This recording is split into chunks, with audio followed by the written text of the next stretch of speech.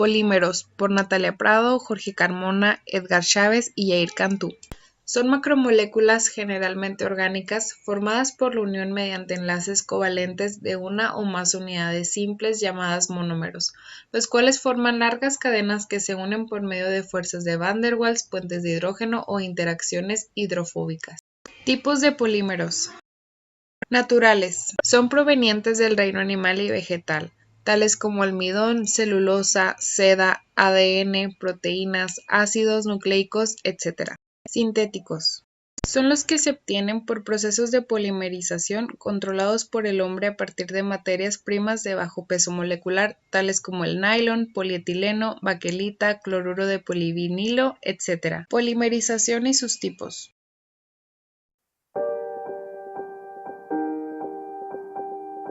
Es un proceso químico que mediante calor, luz o algún catalizador se unen varias moléculas de un compuesto llamado monómero para formar una cadena de moléculas de elevado peso molecular y propiedades específicas llamadas macromoléculas.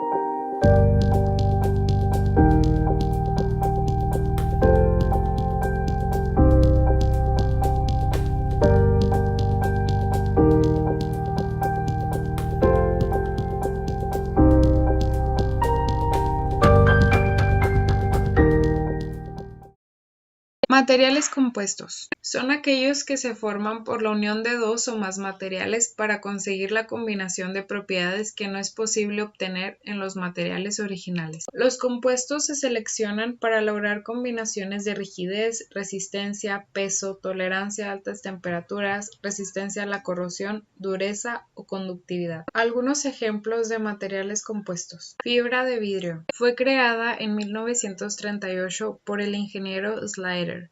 Es muy versátil y en la industria es considerada como material de refuerzo para plásticos moldeados y laminados, aislante y cables de fibra óptica. Podemos encontrarla en aviones, barcos, coches, piscinas, tanques de almacenamiento, techos, tuberías, etc. Incluso agregan algunos trozos de vidrio residual que se funde para reciclarlo y así mantener bajo el costo del aislante al reducir la materia prima necesaria para fabricar la fibra de vidrio.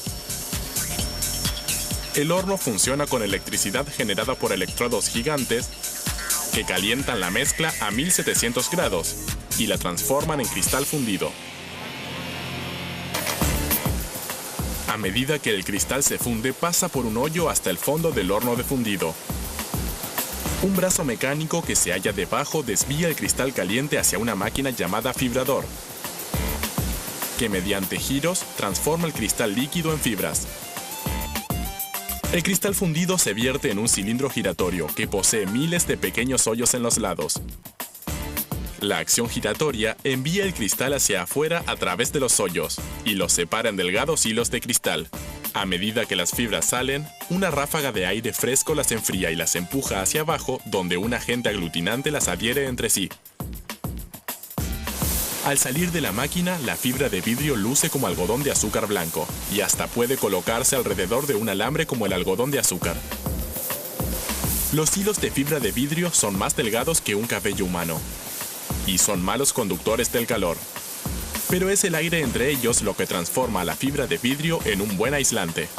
El orden fortuito de las bolsas de aire reduce el movimiento del aire a través de la fibra de vidrio. Por eso para el aire caliente es más difícil atravesar el aislante. Cuando las delgadas fibras de vidrio salen de la máquina, las dejan reposar en capas de 30 centímetros de grosor y 2,5 metros de ancho. Luego, apilan esas capas de a 3 y las transportan a un horno de curado. Calientan el horno a 230 grados para polimerizar el adhesivo rociado sobre las fibras y lograr que las 3 capas se unan. Unos rodillos que hay en el interior del horno presionan las capas de fibra de vidrio para comprimirlas hasta que tengan 20 centímetros de grosor. Si la compresión vuelve densa la capa, las bolsas de aire serán más pequeñas que en una capa esponjosa, y el resultado será un mejor aislante. 2 minutos después, la capa sale del horno y pasa a un túnel de enfriamiento, que envía aire hacia la fibra de vidrio para enfriarla a la temperatura ambiente antes de que corten cada capa del tamaño adecuado.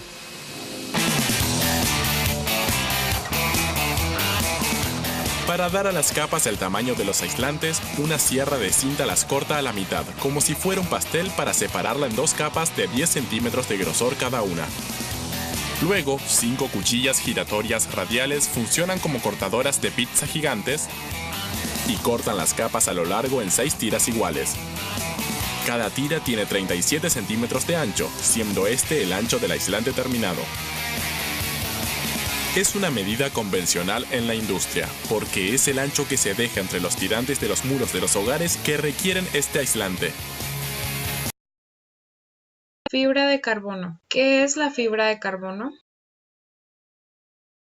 Es un tejido muy resistente que nace de la unión de 2 materiales. Se utilizan hebras muy finas de carbono que son trenzadas una por encima de la otra para formar un hilo de varias hebras en forma de manta. Luego se colocan sobre un molde y encima se le vierte una resina o plástico para pegar el tejido y darles forma a sus productos. Características químicas y comerciales de la fibra de carbono. Es 5 veces más fuerte que el acero, pero con su misma resistencia, y es más ligero que el aluminio. Posee una estructura cristalina que se compone principalmente de átomos de carbono. Tiene una elevada resistencia a lo mecánico, es de baja densidad y es resistente a los cambios exteriores, logrando conservar su forma. Se comercializa en forma de tela o fieltro. Es un material muy caro a causa de sus buenas propiedades mecánicas. Resalta por su resistencia, aspecto elegante y su ligero peso. Aplicaciones. Es ampliamente utilizada en la fabricación de aviones, automóviles, barcos, bicicletas, laptops, cañas de pescar, aspas de molinos de viento, que se utilizan para la energía eólica y naves espaciales. Los productos están elaborados con fibras de arámida, que son resistentes a la degradación química y térmica.